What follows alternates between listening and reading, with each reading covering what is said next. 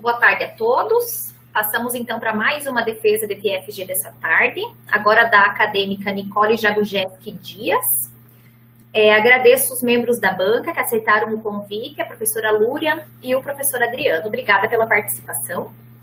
Nicole, eu vou passar a palavra para você, lembrando que você tem de 20 a 30 minutos, então, para a sua explanação, ok? Uma boa apresentação. Obrigada. Então, boa tarde a todos. Meu nome é Nicole Jagujeski Dias. Eu sou acadêmica do 10º período de Agronomia da Faculdade Mater Dei. E hoje eu vou apresentar o meu trabalho final de graduação, intitulado como Marcadores Moleculares no Melhoramento Genético Vegetal.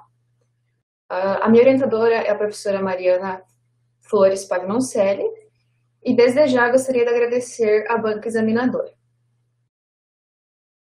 Eu começo dando início falando um pouquinho da genética, que é o nome dado à ciência que estuda a herança biológica, ou seja, as características que são passadas dos genitores para os seus descendentes. Através dela, a gente busca entender os mecanismos de transmissão das características através das gerações, e a genética tem como principal conceito que a hereditariedade é controlada pelos genes, e os genes, por sua vez, são responsáveis por conter as características que serão herdadas. E cada gene possui uma sequência bem específica de DNA, né, que posteriormente vai expressar uma função em particular. Então, devido à crescente demanda na produção agrícola para o abastecimento da população mundial, que, segundo a ONU, em 2050, estima-se que alcance aproximadamente 9,7 bilhões de pessoas, o progresso nas pesquisas ele precisa ser eficiente e satisfatório. Cabe a nós, profissionais e futuros profissionais, sanar as necessidades tanto de alimentação quanto de vestuário e também na geração de bioenergia. O melhoramento genético dentro da agronomia, ele tem por finalidade modificar as plantas, basicamente aumentando a frequência dos alvos de interesse, buscando resistência, né, como por exemplo, a patógenos, a pragas, herbicidas também, a déficit hídrico, a adaptabilidade também, né, a diferentes condições climáticas, altitudes, a diferentes relevos. Também tem a parte do incremento em quesitos nutricionais, né, a questão nutricional da planta. O incremento na produção também, tanto na quantidade quanto na qualidade. E na questão de diminuição de custos, né, então produzir mais gastando menos, né, e produzir muito em uma boa qualidade também, né. Então, é basicamente aperfeiçoar, né? Como o nome mesmo já diz, é melhorar. Só que, em um programa de melhoramento genético convencional, o tempo estimado para o lançamento de uma nova cultivar ao mercado é de aproximadamente uns 15 anos, porque cada processo de cruzamento, em alguns casos, eles podem ser realizados apenas uma vez ao ano, sendo que esse processo do cruzamento é necessário até que a planta comece a expressar as características desejadas e estabilize. Então, ela precisa expressar, manter e disseminar essas características para os seus descendentes. Então, não é em uma F1, uma F2 que isso vai acontecer. Então, esse processo demanda de bastante tempo, né? E a seleção dos genitores no melhoramento genético convencional, ela é feita pelo fenótipo. Então, olha para a planta e analisa, né, as características visuais dela e daí decide se ela é apta ou não, né, para fazer parte do estudo do programa de melhoramento.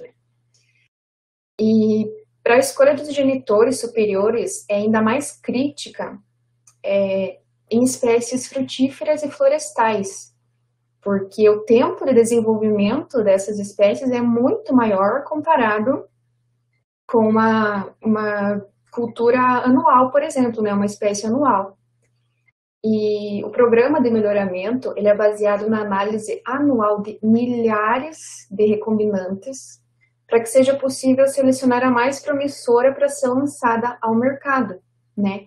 Então, busca-se destaque entre as opções, né? Aquelas que se sobressaem, aquelas que tenham um diferencial, né? Então, falando um pouquinho sobre a biologia molecular, ela é a área da biologia que estuda o RNA, o DNA, as características genéticas que são transmitidas de geração em geração e também a síntese de proteínas. Esse ramo, ele busca compreender os mecanismos de replicação, de transcrição e de tradução do material genético. O objetivo inicial desses estudos, né, referente à biologia molecular, era a identificação da natureza química do gene, ou seja, do que o gene é formado. E com o avanço dos estudos, o passar dos anos, foram surgindo novas descobertas e o gene passou a ser visto como uma unidade de informação biológica.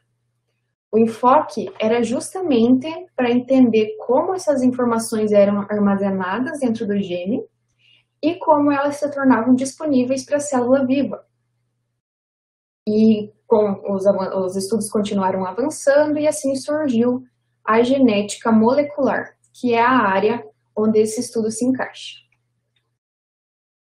A fim de facilitar e acelerar também, né, o programa de pesquisa como um todo, especialmente na fase do pré-melhoramento, no momento da escolha da cultivar, a biotecnologia ela é uma grande aliada nesse aspecto, porque os marcadores moleculares, eles são capazes de identificar polimorfismos no DNA escolhido.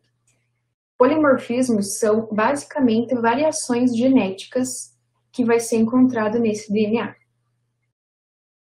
Os métodos a nível molecular para analisar e detectar, né, essa variabilidade genética, elas proporcionam informações extra para a pesquisa. Então, é um bônus, algo a mais, tanto para a pesquisa, quanto para o melhorista também, quanto para o pesquisador. E se, por um lado, o custo para implantação dessas técnicas é bem alto, a eficiência e a agilidade acabam por pagar toda a parte financeira investida, porque essas técnicas dão, sim, um retorno. Marcador molecular, então, é uma sequência de nucleotídeos localizada numa posição específica no genoma. Relembrando, né, nucleotídeos são bases nitrogenadas, adenina, timina, citosina e guanina, um açúcar, sendo ribose ou a desoxirribose, e um grupamento fosfato. Inclusive, Ferreira e Grattapaglia definem marcadores moleculares como qualquer fenótipo molecular vindo de um gene expresso ou de um segmento específico do DNA. São basicamente marcas genéticas, tá? Elas servem para determinar pontos de interesse ao longo do cromossomo. Então, regiões específicas que a gente vai ter interesse, né, regiões de resistência ao longo do cromossomo. Eles têm a capacidade de analisar a fundo o genótipo sem a influência do fenótipo, ou seja, descarta, né, a influência do ambiente. Eles são capazes de prever, diferenciar e caracterizar um indivíduo. Eles também ajudam na identificação das características de interesse que a cultivar selecionada possui ou não, e eles contribuem também na criação de mapas genéticos. E isso facilita e muito a vida dos melhoristas, né? Os marcadores eles podem ser distinguidos em dominantes e codominantes. Essa, inclusive, é a principal diferença entre eles. Os dominantes, eles não possuem a capacidade de identificar os indivíduos heterozigotos. Eles identificam apenas os homozigotos, tanto dominantes ou recessivos. Então, os marcadores dominantes, em alguns casos, eles podem não ser tão úteis, dependendo do nível da pesquisa que necessita, né? E os codominantes, eles sim identificam a heterozigose, tá? Então, às vezes um indivíduo é dominante para tal característica, mas ele possui o gene de suscetibilidade, vamos supor assim, né? Inclusive, mais adiante tem uma imagem onde ficará mais claro isso.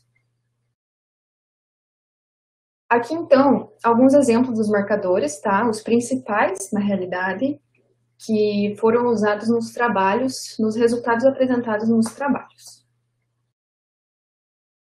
Eu iniciei pela PCR, que é uma técnica utilizada para amplificar o DNA e analisar as mutações e as manipulações de genes dessa amostra. Hoje em dia, ela está bem mais conhecida, né? Porque ela é usada nos exames para detecção do SARS-CoV-2, né? Que é o coronavírus. Então, hoje em dia, muito ouve-se falar da PCR, né? E ela também pode ser aplicada no melhoramento genético vegetal. Aqui na foto, dá para a gente perceber uma análise, né? De PCR, que ocorre em gel de agarose ou em gel de poliacrilamida. Cada ponto aceso desse é onde teve a marcação com os fragmentos de DNA. Os fragmentos maiores, eles se deslocam menos na malha do gel. A gente chama a malha do gel os espaços onde esses fragmentos são capazes de se deslocar. Isso ocorre através de uma corrente elétrica, então o material é posto no gel e o gel é posto em um aparelho que é carregado positivamente de um lado e negativamente do outro. Então, por polaridade, esse DNA se move nessa máquina, né? O DNA é carregado negativamente, então ele é conduzido até o polo positivo. Então, os fragmentos menores de DNA, eles conseguem percorrer uma distância maior do que os fragmentos maiores. Aqui os microsatélites, ou abreviado SSR, que significa sequências simples repetidas. Eles representam a menor repetição por locus com o maior nível de polimorfismo. Esse alto nível de polimorfismo ele é devido à ocorrência de vários números de repetições nas regiões de microsatélites e eles podem ser detectados com facilidade pela PCR. Usa-se um par de primers em locus específico, tá? Mais ou menos de 20 a 30 bases. E um locus, gente, é um local do cromossomo ocupado por um gene, tá? E um primer é uma sequência específica de nucleotídeos conhecida. Então, sabe-se o que essa sequência vai codificar. Esses marcadores, eles apresentam diversas aplicações no melhoramento genético de plantas, como na caracterização das estruturas e na diversidade genética, a seleção assistida por marcadores, que é a SAM, abreviação, né? O mapeamento e também estudos, no geral, genéticos. Eles são codominantes, então eles têm a característica de identificar indivíduos heterozigotos, eles têm uma alta reprodutibilidade e têm uma maior abundância no genoma. Porém, como desvantagem, esse marcador ele demanda de um desenvolvimento dos primers, né, ou marcadores específicos. Então, para conseguir realizar, você precisa adicionar os primers, que são as sequências conhecidas. Aqui na imagem, ela é bem parecida com a PCR, né? A gente consegue perceber, porque é através da PCR que ela é feita, né? A diferença é que é adicionado o primer, e aqui na imagem a gente pode ver, por exemplo, no primeiro, né? Na linha do primeiro, quem corresponder, o indivíduo, né? A amostra que corresponder a esse primer, ele vai se acender. Então, aqui nesses casos, foram 1, o 8 e o 16. A gente pode ver que ele tem uma marquinha, e é assim que a gente consegue identificar, fazer, na verdade, né, a análise a partir do ponto de vista do primer, né? Tendo como base o primer. Aqui os SNPs, eles são mutações em bases únicas. Eles são baseados na detecção de polimorfismo, que são resultantes da alteração de uma única base no genoma. Eles são bem abundantes no genoma, até porque eles são, né, das movimentações de bases únicas, eles conseguem identificar isso, né? Eles são fundamentais na análise de genes e na descoberta da base genética molecular. Ele também na seleção assistida por marcadores, eles são bem utilizados. Na genotipagem de cultivares, esse marcador também auxilia nas etapas do retrocruzamento e entre outras várias aplicações que ele tem. Esse marcador, ele permite genotipar milhares de locos ao mesmo tempo e eles também possuem a natureza codominante. Então, eles também possuem a capacidade de identificar indivíduos heterozigotos. Porém, ele é uma técnica bastante cara para o seu desenvolvimento. Aqui na foto a gente consegue mostrar um exemplo das trocas de bases que esse marcador reconhece.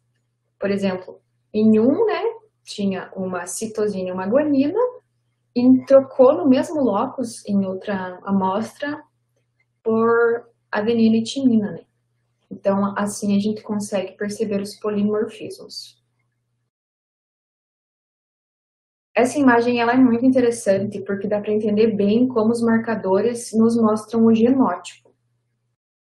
Em A, então, a gente tem pai 1 resistente e pai 2 suscetível. Temos a geração da F1 e logo em seguida a gente já tem a utilização em B aqui, né, dos marcadores.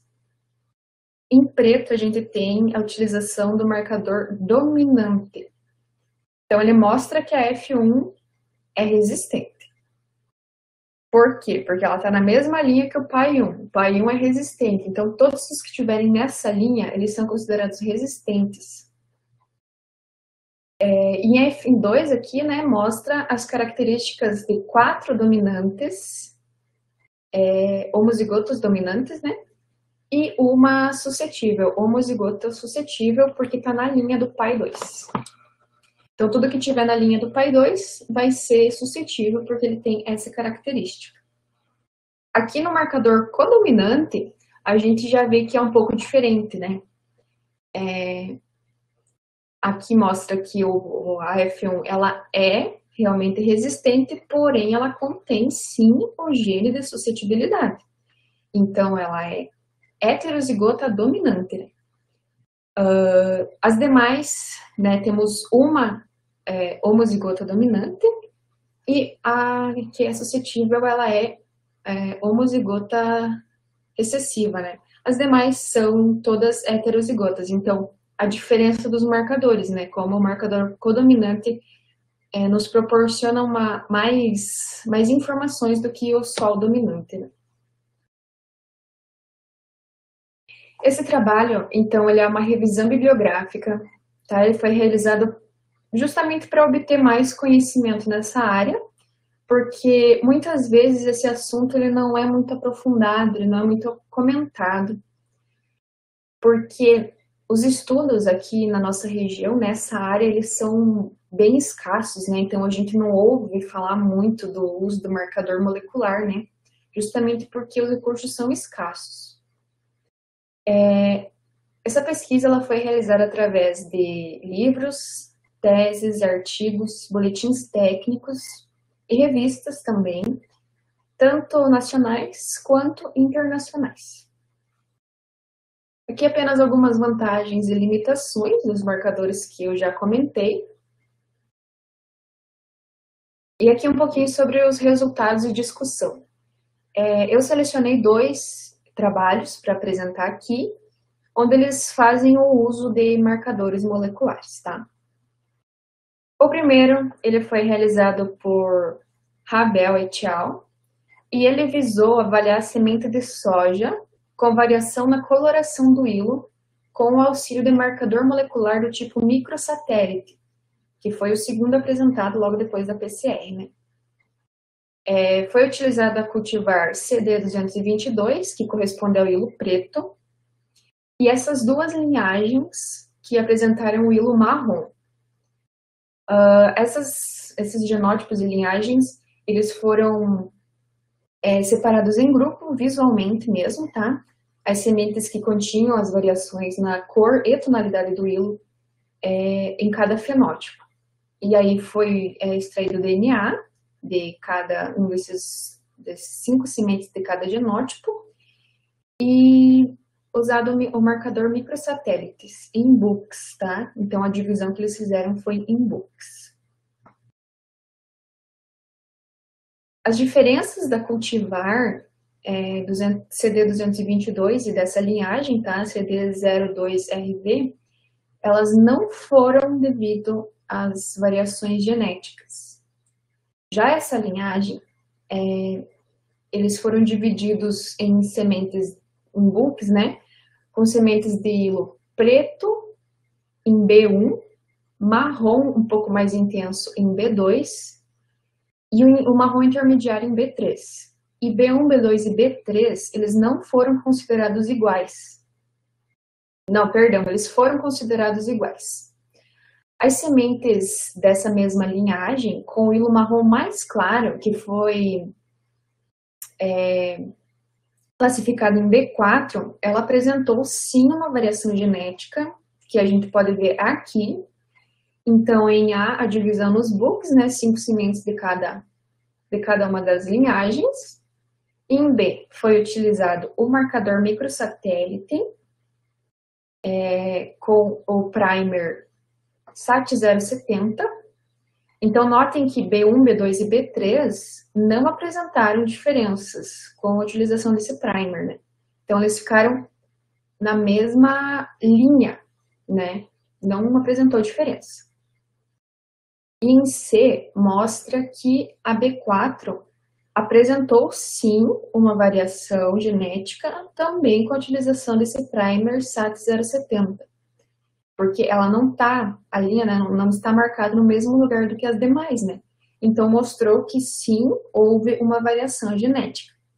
Então, mais uma vez, o marcador mostrou que há coisa que a gente não conseguiria ver, né, apenas olhando para as sementes. Os autores concluíram que, apesar dos descritores morfológicos, né, serem usados, eles não são confiáveis, tá? Os marcadores morfológicos são o que a gente vê a olho nu, tá? Então, eles não são considerados aptos para os testes de pureza genéticas de semente de soja, tá?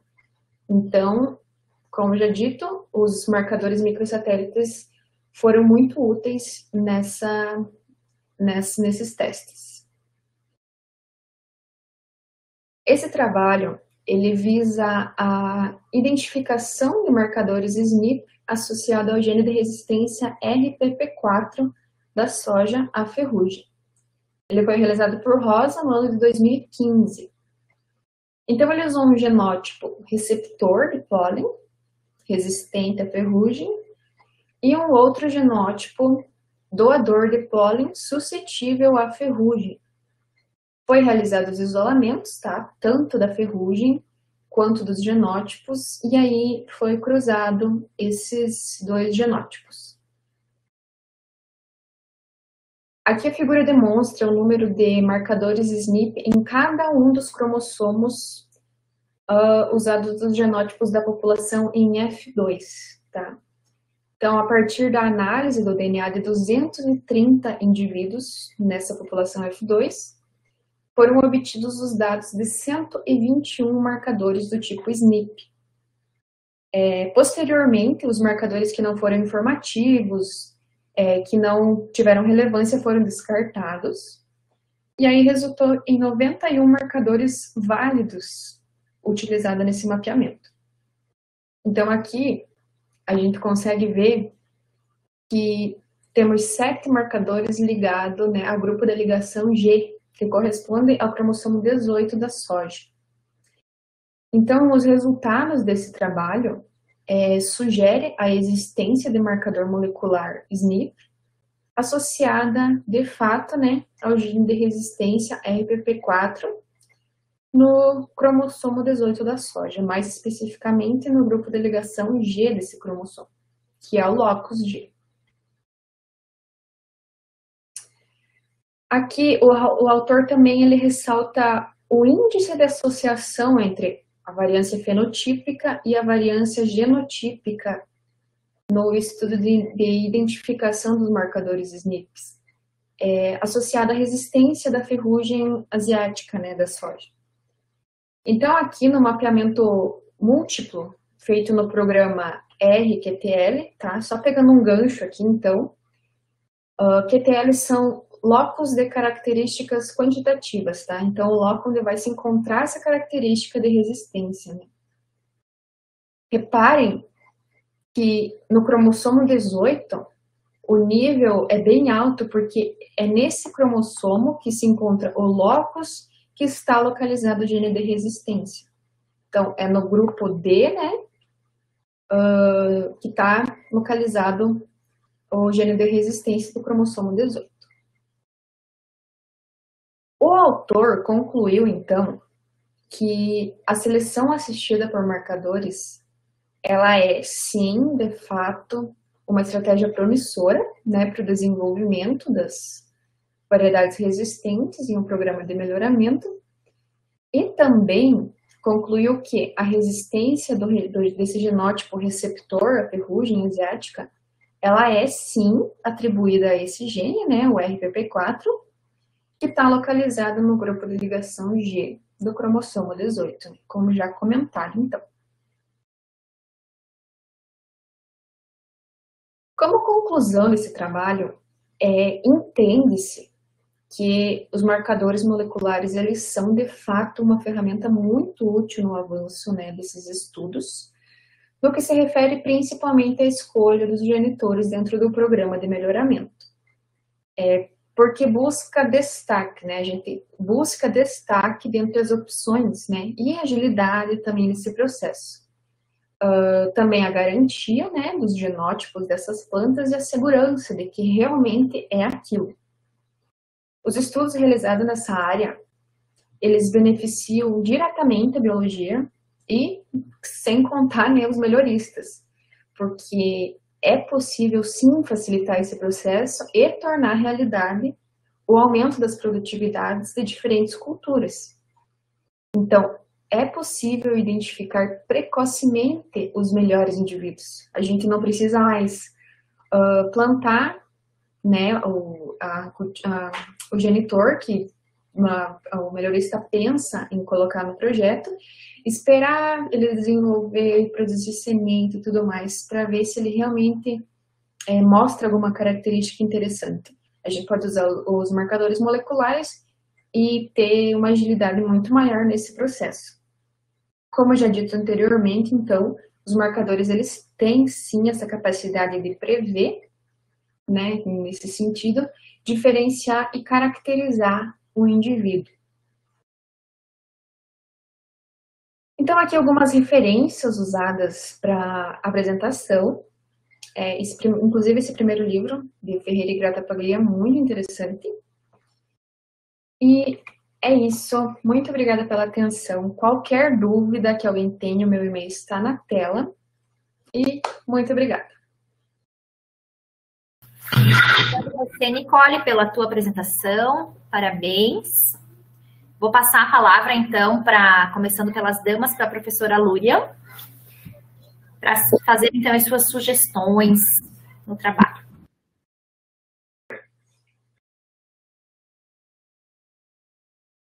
Boa tarde a todos. Boa tarde, Nicole. Então, gostaria de agradecer pelo convite. Eu fico muito feliz em participar dessa banca com esse tema bem difícil, bem diferente, né? Confesso que eu aprendi muita coisa. Então, obrigada e começo parabenizando, Nicole. Parabéns pela tua apresentação. Realmente mostrou assim que você estava segura, que você sabia do que você estava falando, que você estudou, que você desenvolveu o teu trabalho. Eu lembro um dia que a gente estava conversando em aula, que você falou que você gostaria de trabalhar com essa parte. Então, realmente, a gente conseguiu ver que é uma coisa que você gosta, que você não mediu esforços para pesquisar, para entender. Então, realmente, parabéns. Tanto a apresentação quanto a parte escrita, falou de uma forma calma também, não se atropelou com o tempo, realmente muito bom. Os slides também estavam muito bons, bem feitos, nada carregado. Utilizou aí algumas imagens, também utilizou na parte do trabalho escrito, que eu acho sempre interessante, é importante para que as pessoas entendam o que você está dizendo. Como eu disse, é um ponto muito difícil, né? São temas muito difíceis, não são, como eu posso dizer, a gente não consegue enxergar, né? Então, daí vem a dificuldade da gente entender o que está falando. E, além disso, a utilização, um processo, como você disse, extremamente importante no dia a dia, na agronomia, para se utilizar uma tecnologia de ponta que a gente está precisando agora. E, muitas vezes, as pessoas colocam um pouco de lado, e principalmente pela dificuldade do entendimento. Então, acho que você conseguiu trazer no teu trabalho uma forma um pouco mais simples, mas eu ainda acho que é um tema difícil. Sim, completamente. E aí, pergunto para você, Nicole, como é que foi escrever esse trabalho já com esse tema tão difícil? Foi um desafio, prof. Foi realmente bem difícil, porque, como eu disse, né, não é comentado aqui. Inclusive, todas as pessoas que eu comentei sobre o meu tema, todo mundo ficou tipo, o que é isso, né? Então, foi bem difícil, mas como é uma área que eu tenho interesse, então foi, né? Foi. E como que foi fazer a apresentação em relação ao material que você tinha? Você teve que reduzir muita coisa ou como que foi? Muita coisa mesmo, tipo, nossa, eu apresentei 3 marcadores apenas de muitos que tem, né? Então, o tempo eu tive que diminuir bastante. Exatamente. Essa é a dificuldade que a gente tem quando trabalha com esses trabalhos de revisão, né? Porque a gente tenta esgotar todo o conteúdo e muitas vezes aí na apresentação a gente tem que reduzir muita coisa. Uma pergunta, Nicole, voltando só na apresentação como um todo. Qual que é a tua opinião sobre a utilização desses marcadores no Brasil, de forma geral? A minha opinião é que, assim, é usado mais em grandes empresas, né? As multinacionais investem muito em melhoramento e algumas principais instituições também, né? Infelizmente, porque acaba que a gente não conhece muito, porque nas regiões, assim, tem a nossa, que é o caso, não apresenta tantos esse nível de tecnologia, né? Uhum. Exatamente. Então, a gente precisa um pouco mais, né, disso, precisa de um aporte científico também, né, não só das empresas privadas, por parte de universidades e etc., que muitas vezes não existem, né. Vou para o seu trabalho escrito agora, Nicole. Então, a tua escrita é muito boa, não tem grandes problemas aí com acento, com pontuação, então tá muito bom nessa parte. Em relação à tua introdução, eu acho que você pode focar um pouco mais, porque eu estava olhando aqui, você cita bastante coisa da parte genética, da biologia molecular, que você sim tem que citar, mas você tem que dar ênfase ao quê? Ao que é o tema central do teu trabalho, que são os marcadores, né? E aí, tem só no final da introdução um parágrafo, 2 parágrafos que você fala sobre isso. Então, tenta diminuir aquelas outras partes e trazer mais sobre os marcadores por si só, que eu acho que vai ficar melhor, vai ficar mais focado, tá? Uhum. Outra coisa, em relação ao teu objetivo, eu encontrei 3 objetivos ali na introdução. Então, tenta também focar nessa parte, observar qual é o real objetivo do teu trabalho e colocar só ele lá na parte final, tá? E aí, como eu falei na defesa anterior, qual que foi o objetivo do teu trabalho, Nicole? Me responda. Foi realmente em busca de mais conhecimento, né? Mostrar às pessoas, como eu falei, gente, ninguém conhece sobre isso, né? Então, mostrar aos acadêmicos daqui, aos acadêmicos de outras instituições, né, que ainda não conhecem essa parte, mostrar um pouquinho sobre os marcadores e a utilização no melhoramento genético. Beleza. Então, assim, deixa claro que é esse o objetivo, porque cada ponto que a gente vai lendo, a gente vai achando que vai ser um, daí não é, daí é outro, e a gente vai descobrindo ao decorrer do teu trabalho, tá? Na parte do referencial, você foi muito feliz aí, descreveu todos os processos detalhadamente, parabéns por isso. E aí, nessa parte que eu estava lendo, né, do teu referencial, eu estava achando que o seu trabalho seria uma revisão de literatura somente com esses tópicos descritos, por exemplo. E aí, continuando a leitura, eu descobri que o teu trabalho, ele tinha a parte da metodologia e tinha a parte dos resultados. E aí, eu fiquei um pouco confusa. Por quê? Quando eu cheguei na metodologia, você também expôs aqueles objetivos que eu te falei, que eu achei mais ou menos uns 3. E depois, você colocou uma tabela mostrando as vantagens e as limitações de cada marcador. Então, ao meu ver, o seu trabalho, ele tinha, de certa forma, procurado alguns artigos, livros e etc. E você tinha montado essa tabela, que para mim, como você montou, já talvez entraria como um resultado. E eu achei que você discutiria essa tabela, que você ia falar dos porquês dessas vantagens, dessas limitações, do porquê utilizar em um lugar ou utilizar em outro. Na realidade, eu coloquei em cada marcador, né, suas vantagens e limitações. Aí, decidi no material e método colocar uma tabela mais explicativa, né? Sim, e aí eu acho que você pode explorar mais